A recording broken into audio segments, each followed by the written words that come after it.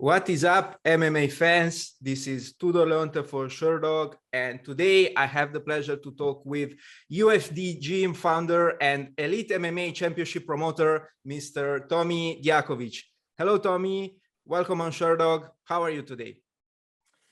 Good morning, Tudor, and buongiorno. I'm fine. Everything is good. How are you, my man? I'm fine as well. Thank you very much. And your Italian sounds very, very good. Definitely better than my German. So, guten Tag. Perfect. So okay. I think we're on the same level. Okay.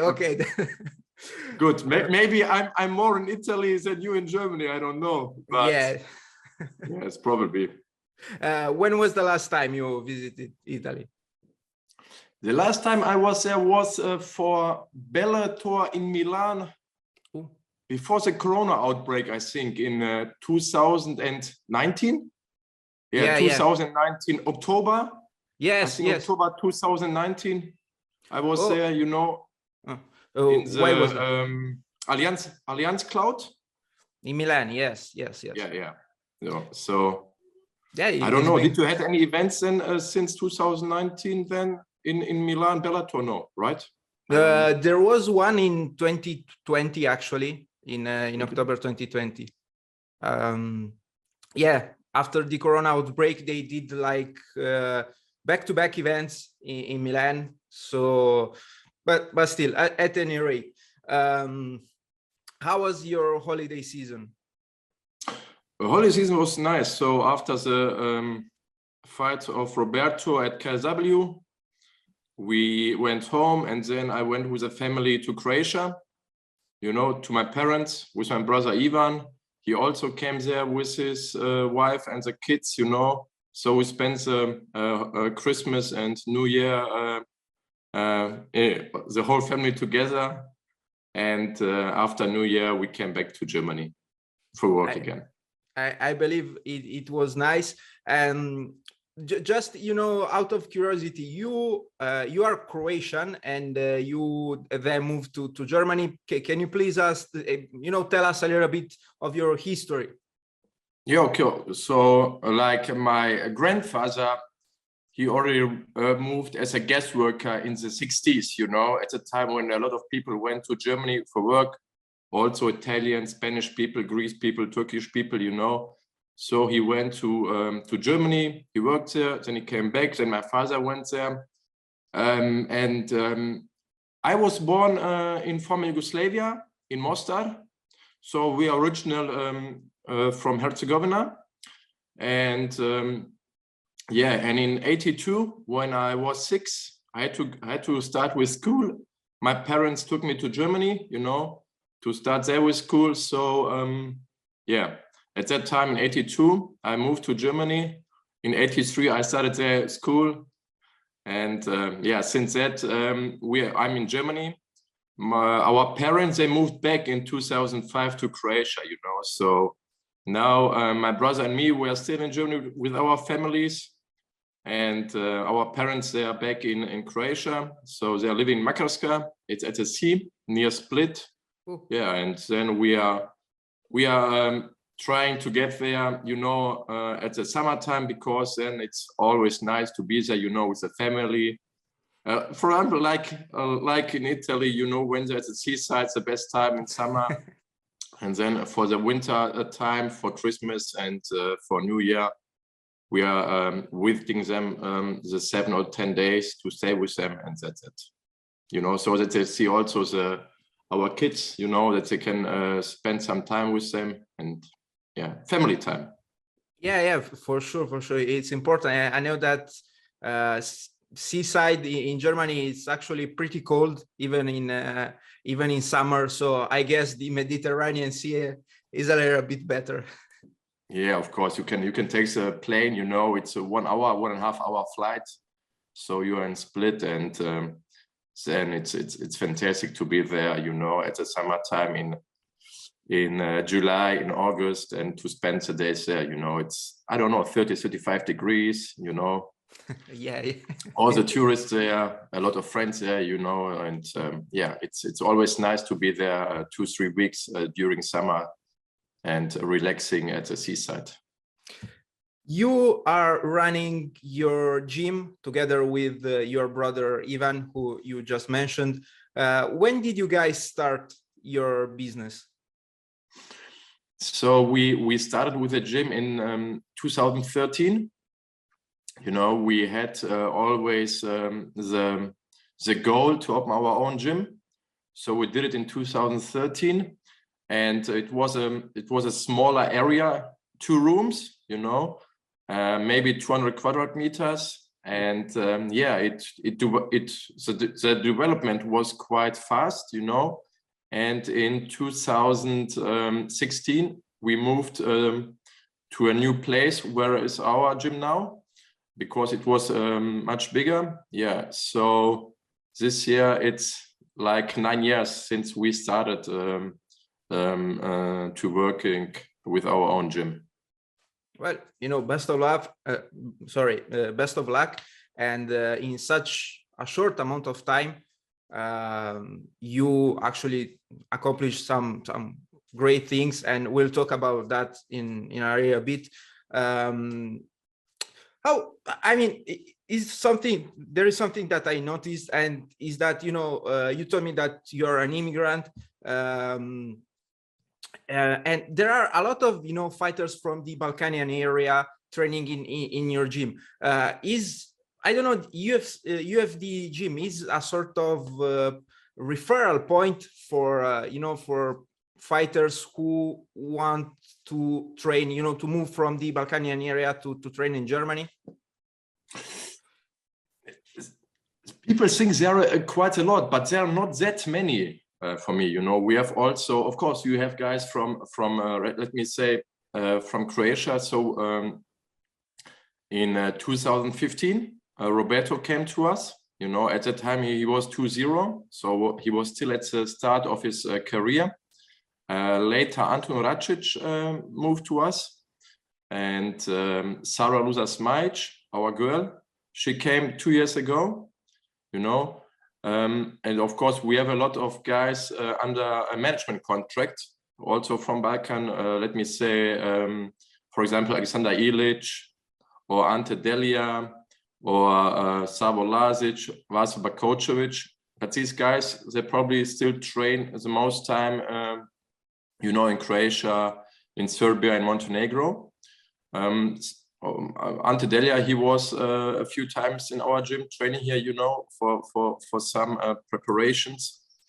But at the end, there are not that many guys from the Balkan area or from Yugoslavia which are training here. So it's not that a huge number, you know. Of course, people can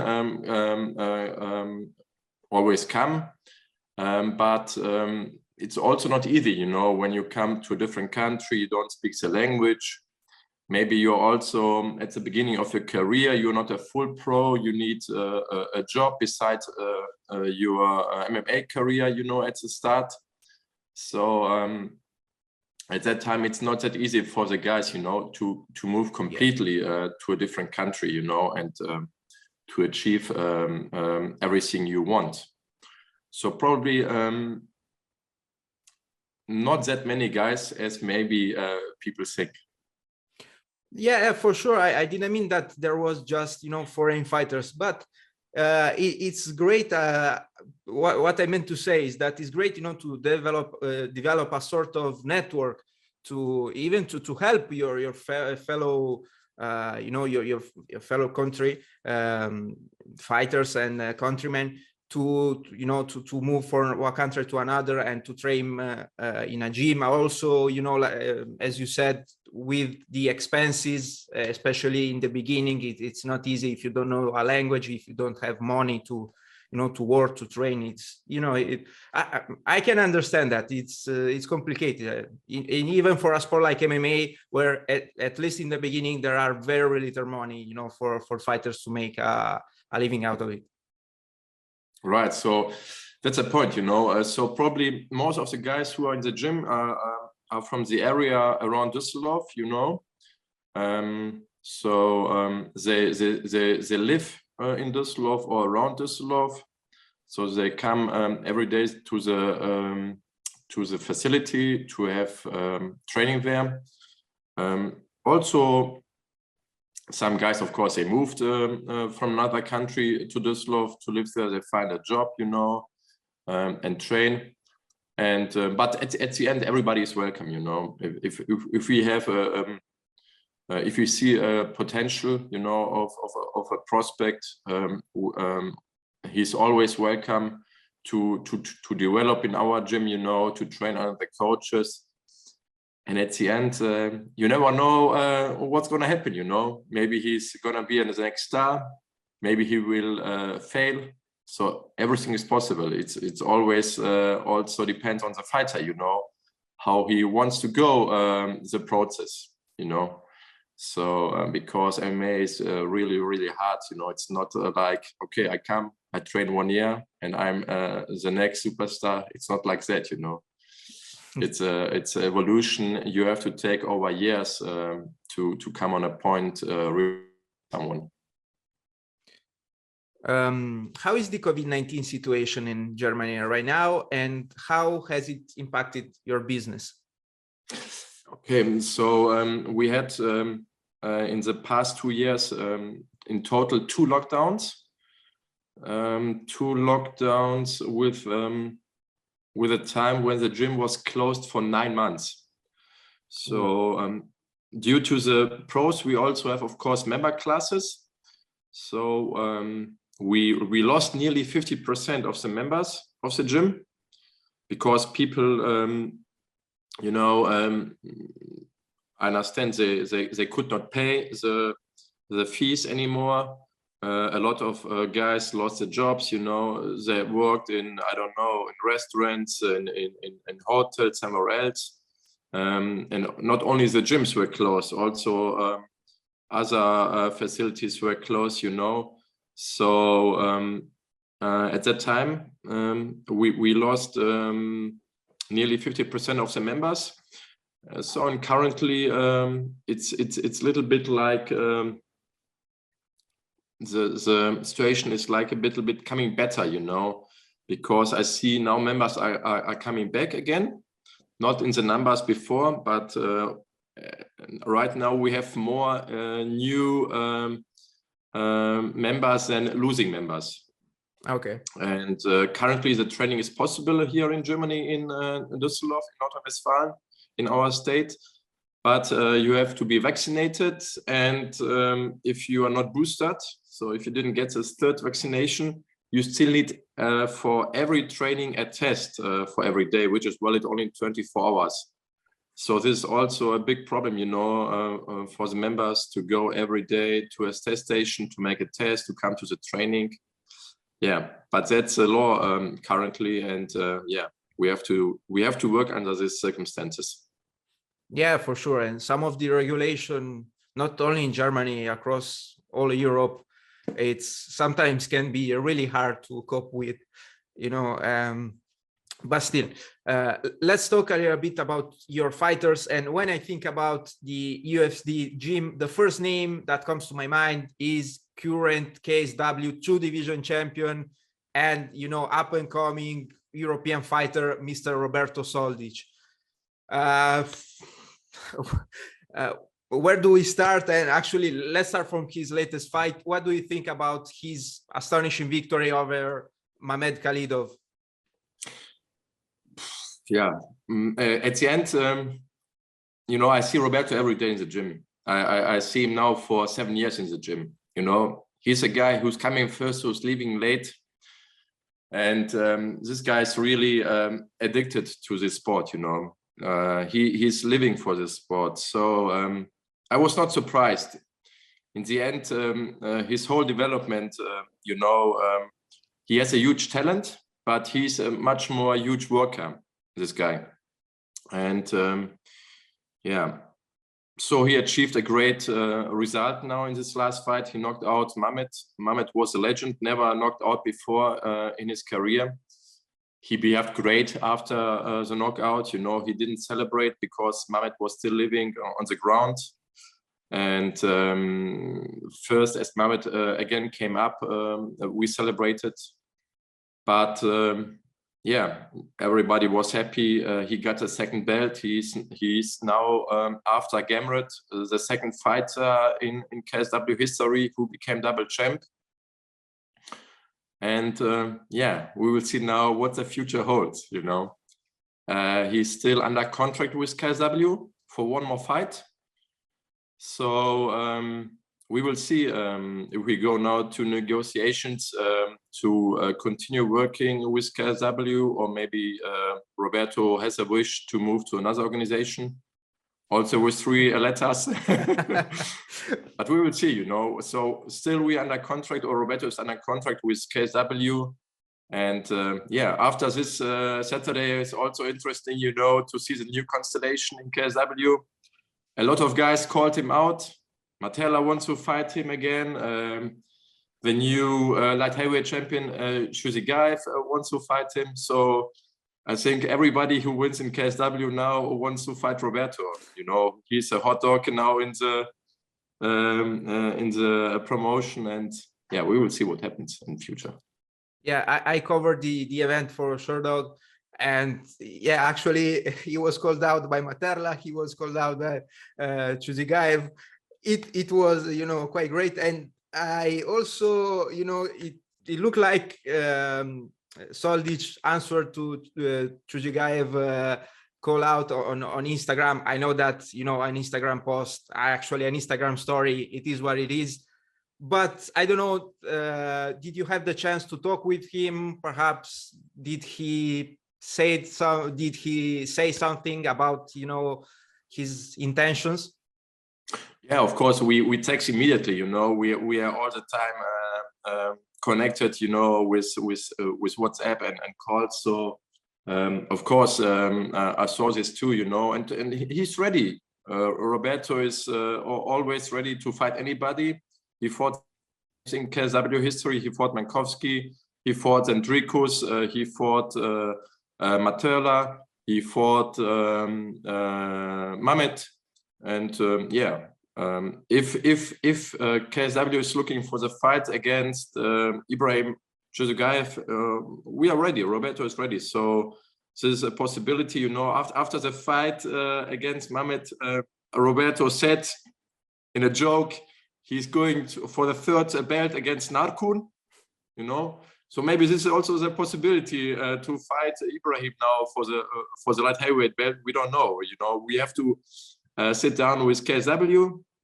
We have to talk with the owners. We have to talk with Lewandowski to see what they want, you know.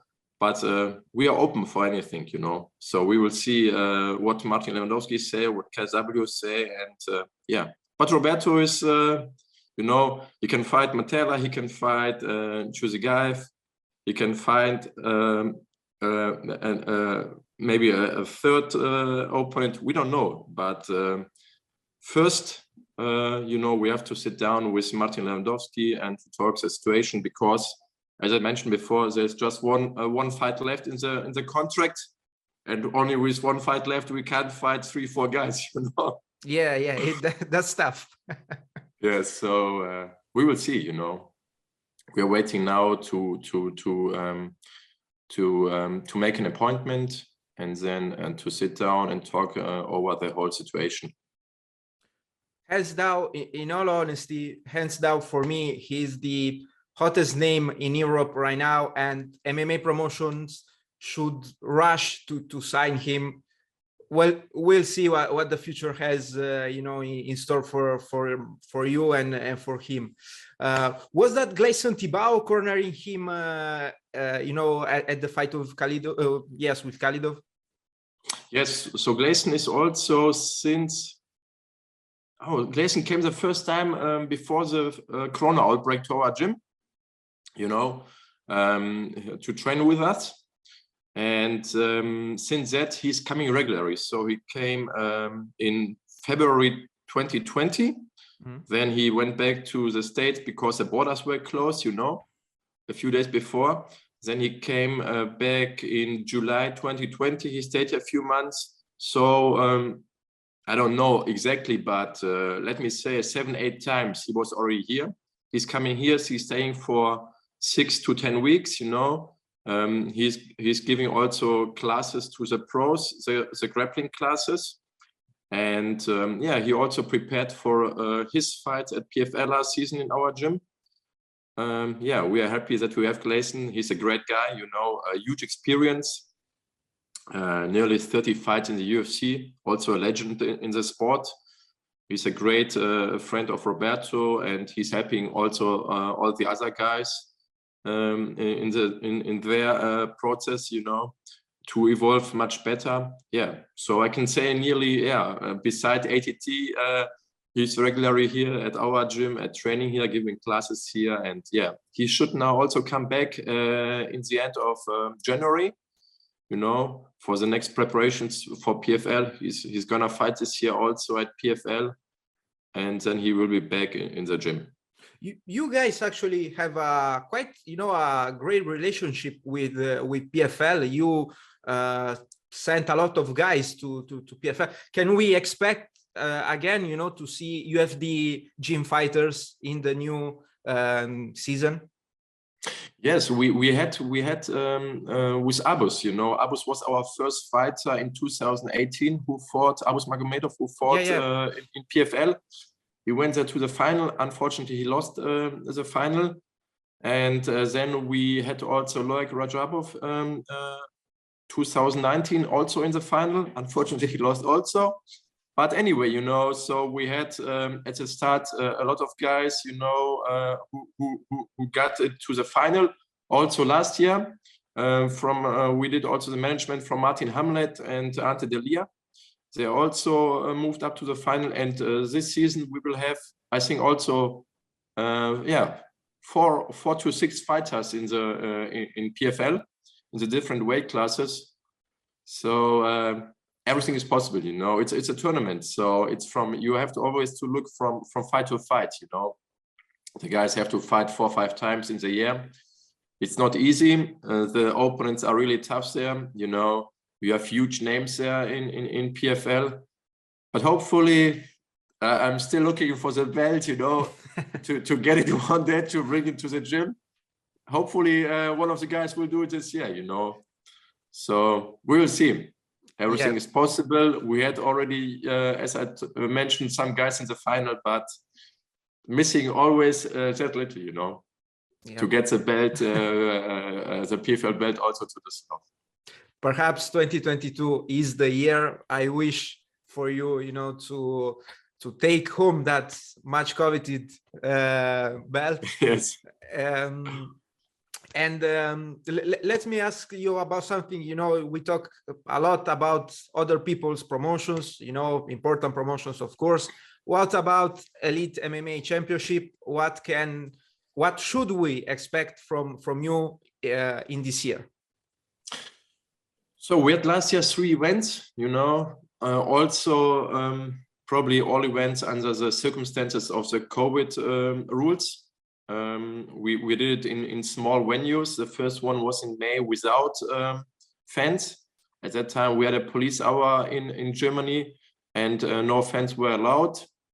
The last one was only till 750 fans. So currently, it's also like that all the biggest sports events like soccer, you know, First Bundesliga, or any other sport events are only allowed to be till 750 people. Okay. So currently it's not easy to do any events. So we're checking now for this year, now the COVID situation. We're waiting that the numbers go down, and hopefully maybe in the second part of this year, so somewhere between April and June, we will do our next EMC event, EMC 9. And yeah, we are always hoping to do 3-4 events, you know, but nobody knows how then the COVID situation will be again in autumn, you know. Yeah. It's like a yo-yo effect, you know. It's going up and down, new regulations. Yeah, but we want to do the next event somewhere between April and June. Maybe then 1 or 2 more in autumn. In the winter months, we just have really to wait. It's like some kind of short notice, you know. You have to wait how the situation will be. can we do a show? And yeah, so we are planning this year at least 3 shows. Exact date will be maybe known in around maybe 1-2 months, when we see how the situation with COVID develop. Yeah, and then we'll try to go in the next venue, so step by step, maybe in a venue 1,000 to 1,500 fans, you know. Yeah, and then we will see the new EMC 9 event.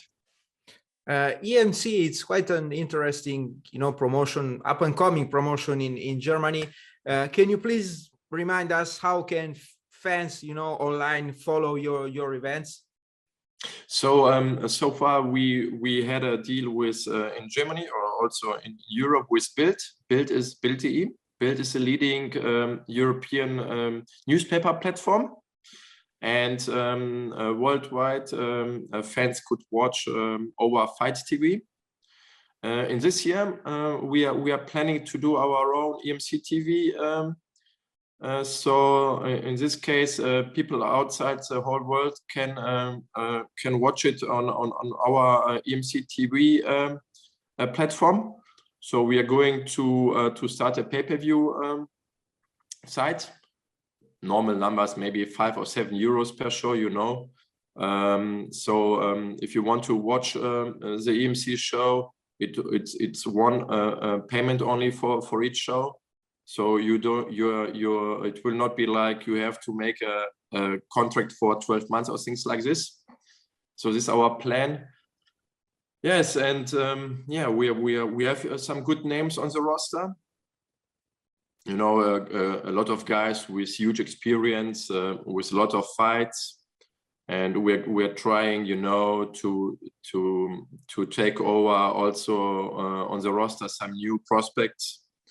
And then people or fighters are also get interested, you know, by other promotions. So we have a lot of fighters who fought for EMC, who are now fighting in KSW, who are fighting now in Brave.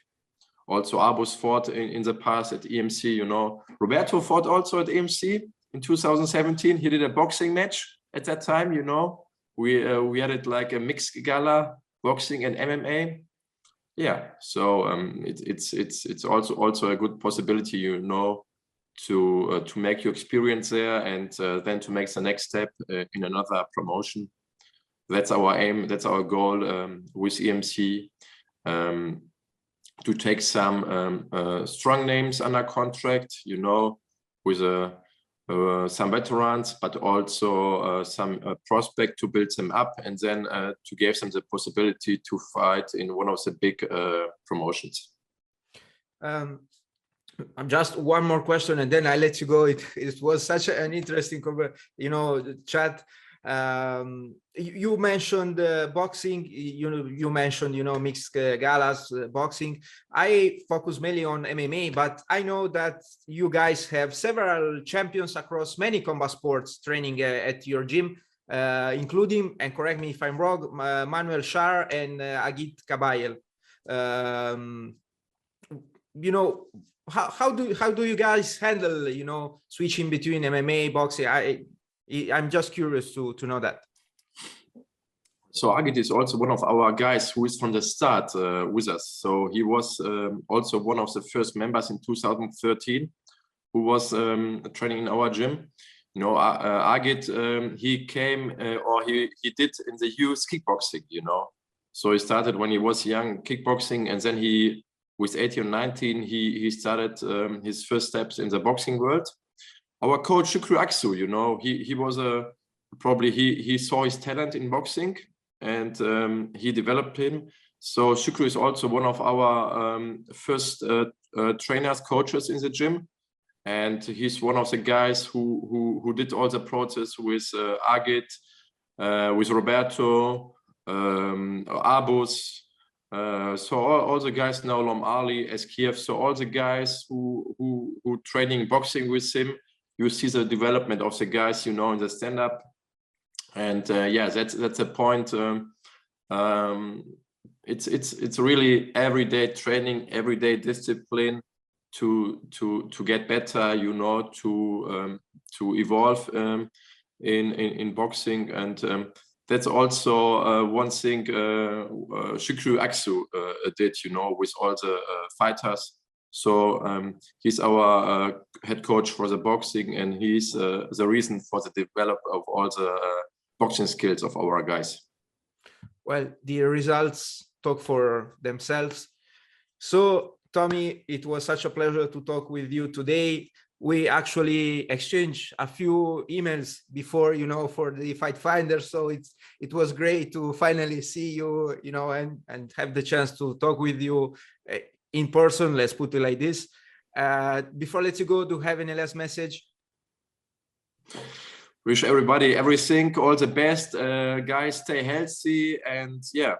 So I'm also happy to see what 2022 will bring to us, you know, because it's always like one door closed, another door opened. So everything is possible. In this case, Tudor, thank you so much for the interview, and all the best for you guys. Thank you again. Have a nice day. And hopefully I will hear again from you in the future. Thank you so much. Bye-bye. Bye.